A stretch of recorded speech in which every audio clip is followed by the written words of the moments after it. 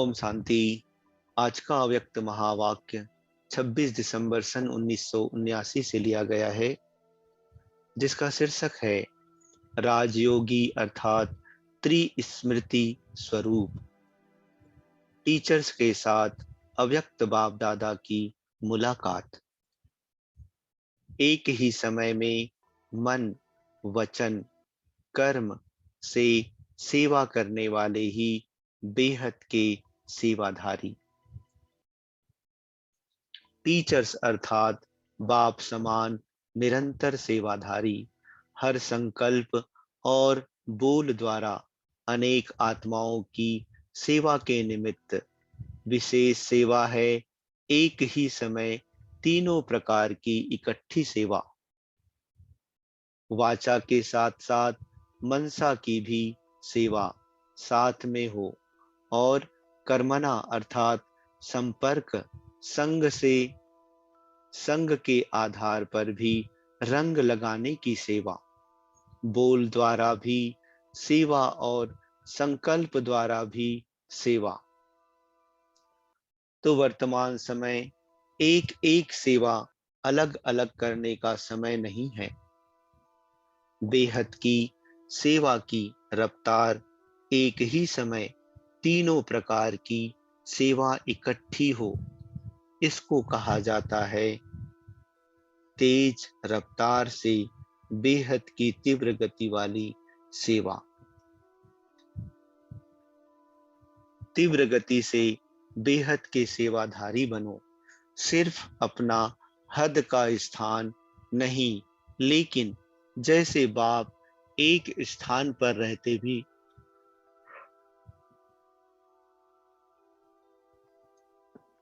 बेहद की सेवा करते हैं, ऐसे निमित्त मात्र एक स्थान है, लेकिन अपने को बेहद की सेवा के निमित्त समझ विश्व की आत्माएं सदा इमर्ज रूप में रहें, तब विश्व कल्याणकारी कहलाए जाएंगे। नहीं तो देश कल्याणकारी व सेंटर कल्याणकारी हो जाएंगे। जब हर एक इतना इतना बेहद के विश्व कल्याणकारी बनेंगे, तब विश्व की आत्माएं अपने अधिकार को प्राप्त कर सकेंगी। नहीं तो थोड़े समय में कैसे पहुंचेंगे? दो चार तो नहीं है, सारी विश्व है। तो निमित्त बनी हुई आत्माओं को संगठित रूप में बेहद की सेवा का रूप इमर्ज होना चाहिए। जैसे अपने स्थान का ख्याल रहता है, प्लान बनाते हो, प्रैक्टिकल में लाते हो, उन्नति का ही ख्याल चलता है, ऐसे बेहद की सर्व आत्माओं के प्रति सदा उन्नति का संकल्प इमर्ज रूप में हो, तब परिवर्तन होगा। विश्व कल्याणकारी के ऊपर कितना कार्य है, स्वप्न में भी फ्री नहीं हो सकते। स्वप्न में भी सेवा ही दिखाई दे, इसको कहा जाता है फुल बिजी, क्योंकि सारे दिन का आधार स्वप्न होता है। जो दिन रात सेवा में बिजी रहते हैं, उनका स्वप्न भी सेवा के अर्थ होगा। स्वप्न में भी कई नई नई बातें, सेवा के प्लान व तरीके दिखाई दे सकते हैं।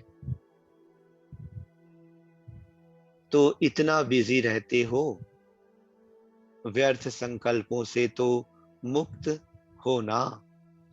जितना बिजी होंगे, उतना अपने पुरुषार्थ के व्यर्थ से और औरों को भी व्यर्थ से बचा सकेंगे। हर समय चेकिंग हो कि समर्थ है या व्यर्थ। अगर जरा भी व्यर्थ का अनुभव हो, तो उसी समय परिवर्तन करो। निमित्त बने हुए को देख औरों में भी समर्थ के संकल्प स्वतः ही भरते जाएंगे। समझा? बेहद के विश्व की आत्माएं सदैव इमर्ज होनी चाहिए। जब आप लोग अभी इमर्ज करो तो उन आत्माओं को भी संकल्प उत्पन्न हो कि हम भी अपना भविष्य बनाए। आपके संकल्प से उनको संकल्प इमर्ज होगा। विश्व कल्याणकारी का अर्थ ही है विश्व के आधार मूर्त। जरा भी अलबेलापन विश्व को अलबेला बना देगा। इतना अटेंशन रहे, दिल्ली वाले भी कोई नई बातें करो। कॉन्फ्रेंसेस तो बहुत पुरानी बात हो गई है। अभी नई इन्वेंशन निकालो, कम खर्च बाला नसीन, खर्चा भी कम हो, रिजल्ट अच्छी निकले। अब देखेंगे यूपी ऐसी इन्वेंशन निकालता है या दिल्ली। अगर खर्चा ज्यादा और रिजल्ट कम होती है तो आने वाले स्टूडेंट दिल शिकस्त हो जाते हैं। अभी उनको भी उत्साह में लाने के लिए कम खर्चा और अच्छी रिजल्ट निकालो, जिसमें बिजी भी सब हो जाए, खर्चा भी कम हो, तन और मन बिजी हो जाए, धन कम लगेगा।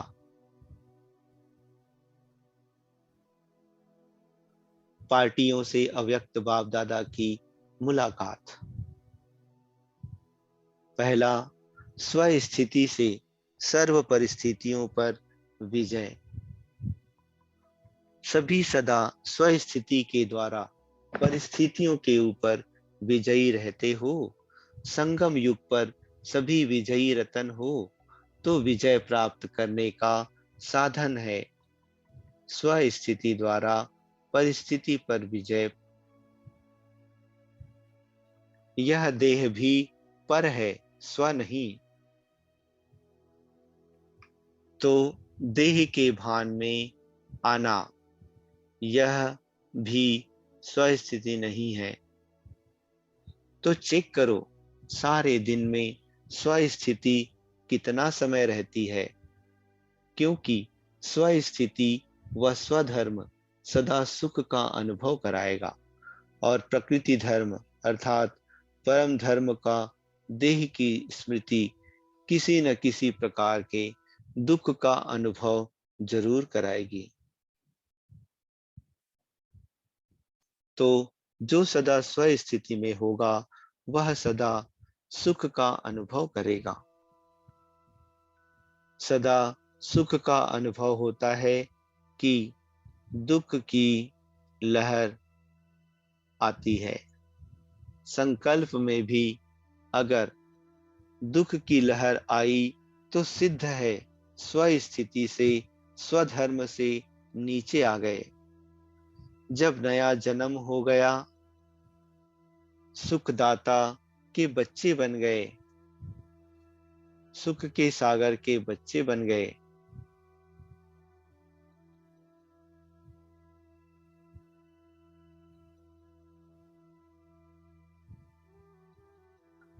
सुख के सागर के बच्चे सदा सुख में संपन्न होंगे। आप सभी मास्टर सागर हो तो संपन्न स्थिति का अनुभव होता है।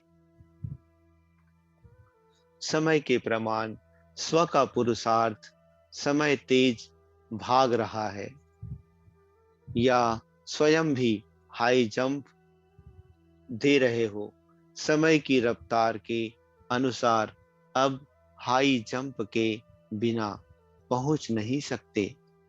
अभी दौड़ने का समय गया, हाई जंप लगाओ। पुरुषार्थ में तीव्र शब्द ऐड करो, याद में रहते हो। यह कोई बड़ी बात नहीं, लेकिन याद के साथ साथ सहज योगी निरंतर योगी हो। अगर यह नहीं तो याद भी अधूरी रहेगी।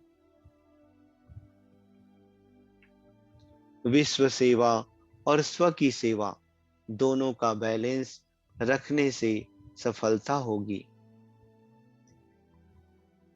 अगर स्व सेवा को छोड़ विश्व सेवा में लग जाते या विश्व सेवा भूल स्व सेवा ही करते तो सफलता मिल नहीं सकती। दोनों सेवाएं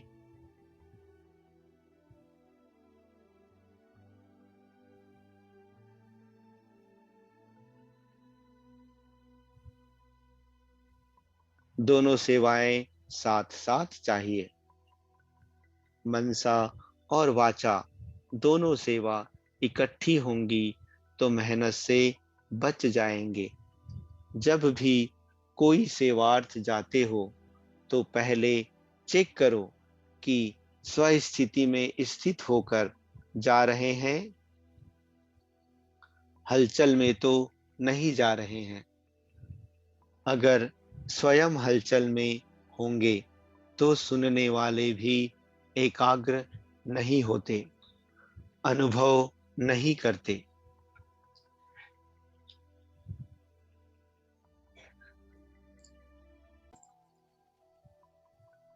दूसरा, ज्ञान के सर्व राजों को जानने वाले कभी नाराज नहीं हो सकते। ज्ञान के सर्व राजों को जानने वाली राजयुक्त आत्माएं होना अपने पुरुषार्थ के अनुसार बाप के द्वारा अनेक ज्ञान के राजों को जानते हुए उसी में रमन करते हुए आगे बढ़ो तो सदा राजयुक्त, सदा योग युक्त, सदा स्नेह युक्त ऐसे हो। ज्ञान के सर्व राजों को जानने वाले स्वयं से राजी रहते और औरों को भी राजी करने के अभ्यासी रहते हैं तो सदा राजयुक्त अर्थात राजी करने वाले कभी भी नाराज नहीं हो सकते। ऐसे सर्वराजों को जानने वाले बाप के प्रिय हैं, समीप हैं। तीसरा, सतगुरु की कृपा से माला माल स्थिति। जैसे भक्ति मार्ग में गुरु कृपा गाई हुई है तो ज्ञान मार्ग में सतगुरु की कृपा है। पढ़ाई पढ़ाई की कृपा से सतगुरु माला माल बना देते हैं। जिसके ऊपर सतगुरु की कृपा हो गई वह सदा मुक्त और जीवन मुक्त बन गया। अच्छा, ओम शांति।